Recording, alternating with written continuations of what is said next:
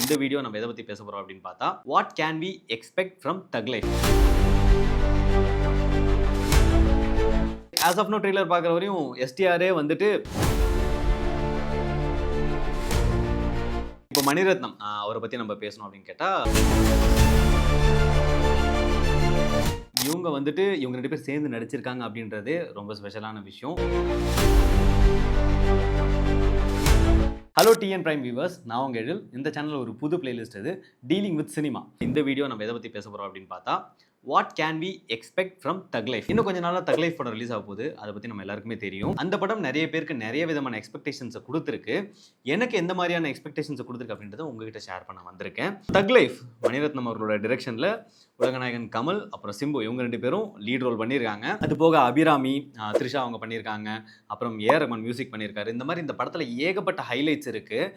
நான் இந்த படத்தில் அப்படி என்ன ஸ்பெஷல்னு சொல்ல விரும்புகிறேன் அப்படின்னு கேட்டால், காம்பினேஷன்ஸ். அதாவது வந்துட்டு கமல் மணிரத்னம் இவங்க 2 பேர் சேர்ந்தது ஸ்பெஷல்னு சொல்ல வரேன். அப்புறம் கமல் எஸ்டிஆர் இவங்க 2 பேரோட ஃபேஸ் ஆஃப் இருக்குல்ல, அதுவும் ஒரு ஸ்பெஷல்னு சொல்ல வரேன். அப்புறம் கமல் த்ரிஷா, எஸ்டிஆர் த்ரிஷா இவங்க 2 பேரில் யார் கூட த்ரிஷா வந்து பேர் பண்ணியிருக்காங்க அப்படின்றத அவங்களே சொல்ல மாட்டேறாங்க. அப்புறம் கமல் அபிராமி, கமல் ஏஆர் ரஹ்மான், இது எல்லாத்துக்கும் வந்துட்டு ஒரு ஸ்பெஷல் கனெக்ட் இருக்குது அப்படின்றது தான் நான் அந்த வீடியோவில் சொல்கிறேன். ஸோ ஒன் பை ஒன்னாக சொல்கிறேனே.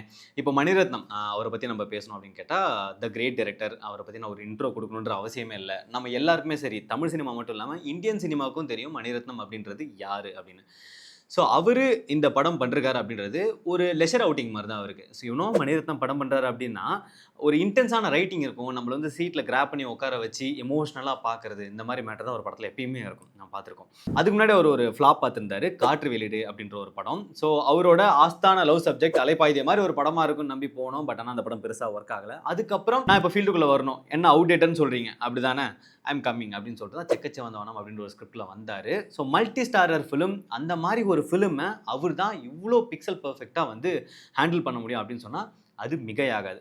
ஸோ பிரகாஷ் ராஜோட கேரக்டராக இருக்கட்டும், மீதி 4 மெயின் ஹீரோஸோட கேரக்டர்ஸாக இருக்கட்டும், எல்லாமே ரொம்ப சூப்பராக பண்ணியிருப்பாங்க. அந்த படம் எந்த மாதிரியான ஒரு ஃப்ளேவர் கொடுத்துச்சோ, ஒரு கலர்ஃபுல்லான கேங்ஸ்டர் ஃபிலிம் அப்படின்னு சொல்லலாம். அந்த படம் வந்து ஒரு கிரே ஷேட் மூவி. அந்த படத்தில் இருக்க எல்லாருமே வந்துட்டு ஒரு கிரே ஷேட் பின்னணி உடையவர்கள் அப்படின்ற மாதிரி நம்மளை வந்துட்டு புரிய வச்சிருப்பாங்க. ஸோ இந்த படமும் கிட்டத்தட்ட அந்த மாதிரியான ஒரு ட்ரீட்மெண்ட்டில் தான் இருக்குது. ட்ரெய்லர் பார்த்த வரைக்கும் எல்லாரும் சொல்கிற விஷயம் அதுதான். ஆஸ் ஆஃப் நோ ட்ரெய்லர் பார்க்குற வரையும் எஸ்டிஆரே வந்துட்டு நெகட்டிவ் ஷேடில் போகிறதுக்கு வாய்ப்பு இருக்குன்னு நினைக்கிறேன் படத்தில். ஸோ கமல் மணிரத்னம் இவங்க 2 பேர் நாயகனுக்கு அப்புறம் சேர்ந்து பண்ணுற படம் இது.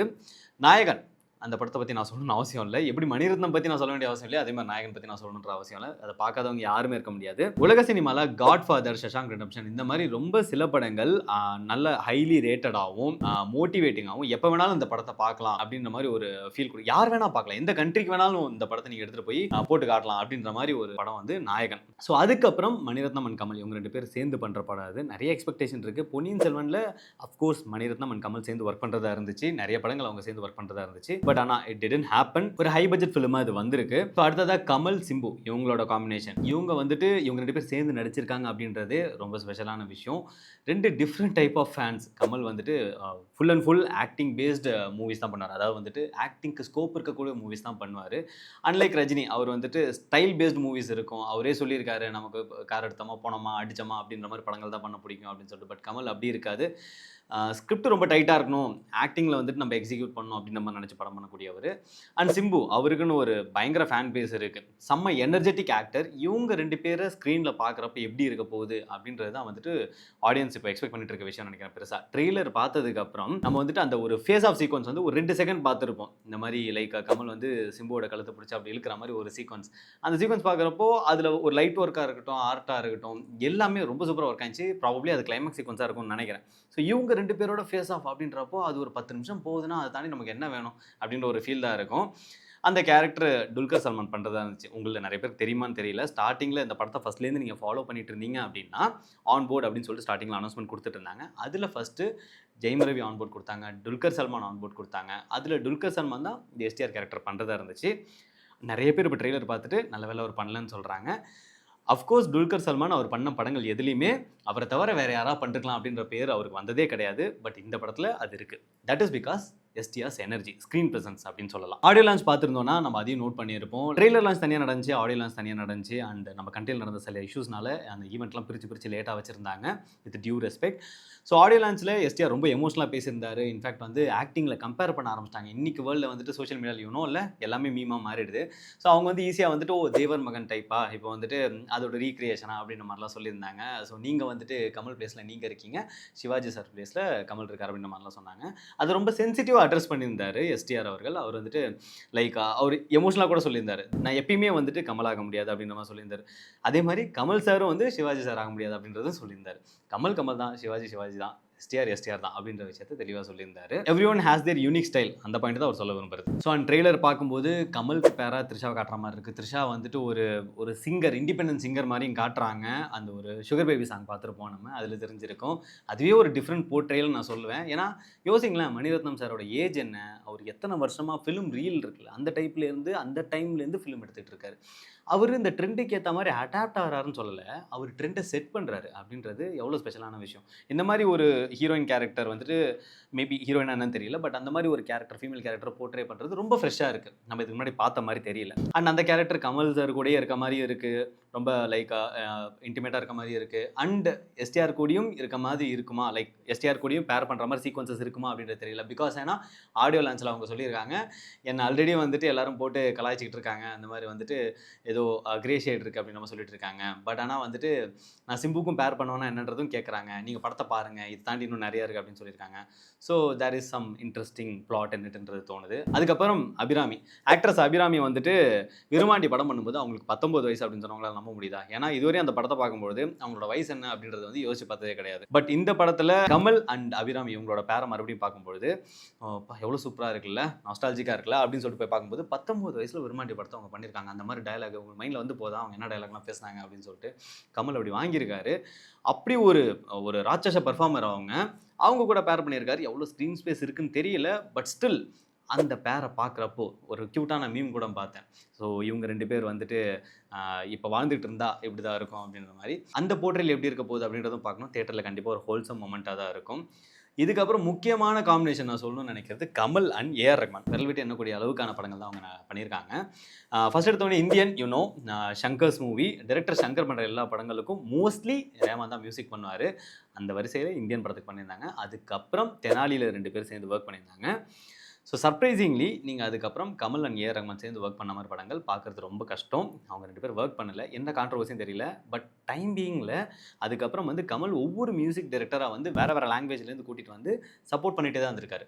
ஒரு குறிப்பிட்ட காலத்துக்கு தேவிஸ்ரீ பிரசாத் அவர்களை வந்துட்டு நர்ச்சர் பண்ணிட்டு இருந்தார். அதுக்கப்புறம் வந்துட்டு ஹிமேஷ் ரேஷ்மையான ஒருத்தர் இருப்பார், அவரை வந்துட்டு லைக் சப்போர்ட் பண்ணிட்டு இருந்தார்.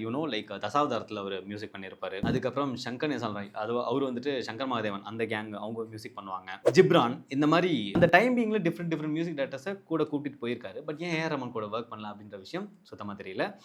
பட் இந்த படத்தில் ஒர்க் பண்ணியிருக்காங்க. ஸோ நோட்டபிளி இந்தியன் 2 சங்கர் கூட பண்ண படம். சங்கர் சார் பண்ணுற எல்லா படங்களும் ஏஆர் ரஹ்மான் மியூசிக் அப்படிலாம் ஹாரிஸ் பண்ணியிருப்பாங்க. பட் இந்தியன் 2 நீங்கள் நோட் பண்ணி பார்த்தீங்கன்னா அனிருத் மியூசிக் பண்ணியிருக்காரு.